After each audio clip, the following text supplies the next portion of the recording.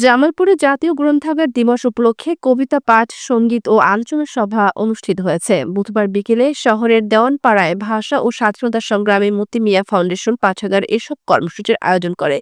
ভাষা ও স্বাধীনতা সংগ্রামী মতি মিয়া ফাউন্ডেশন পাঠাগারের সভাপতি কবি আলী জহিরের সভাপতিত্বে প্রধান অতিথির বক্তব্য রাখেন সদর উপজেলা নির্বাহী কর্মকর্তা জিন্নাহ শহীদ পিঙ্কি।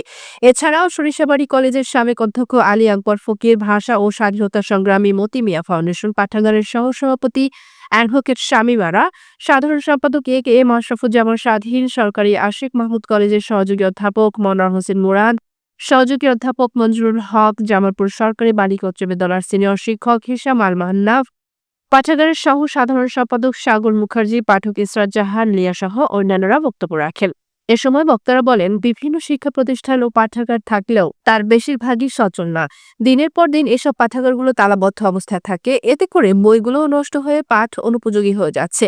পাঠাগারের দায়িত্বে থাকা ব্যক্তিরাও এ ব্যাপারে বেশ উদাসীন। পাঠক সৃষ্টিতে প্রাতিষ্ঠানিক কোনো উদ্যোগ দেখা যায় না। পাঠাগারগুলোতে যেন নিয়মিত পাঠক থাকে, পড়াশোনার পরিবেশ বজায় থাকে, সেজন্য সবাইকে সজাগ থাকতে হবে। বিভিন্ন কর্মসূচি হাতে নিতে হবে। পাঠাগার কেন্দ্রিক নিয়মতান্ত্রিকভাবে বিভিন্ন সৃজনশীল প্রতিযোগিতার আয়োজন করা যেতে পারে। এতে শিক্ষার্থীদের মধ্যে পাঠ্য বই ছাড়াও অন্যান্য বই পড়ার আগ্রহ তৈরি হবে এবং পাঠাগারে পাঠক তৈরি হবে। অনুষ্ঠানের শুরুতেই প্রধান অতিথিকে ভাষা ও স্বাধীনতা সংগ্রামী মতি মিয়া ফাউন্ডেশন পাঠাগারের পাঠকরা উত্তরীয় পরিয়ে দিয়ে এবং একটি বর্ষায় ও বই উপহার দেয়। পরে ভাষা ও স্বাধীনতা সংগ্রামী মতি মিয়া ফাউন্ডেশন পাঠাগারের পাঠকরা কবিতা পাঠ ও সঙ্গীত পরিবেশন করেন।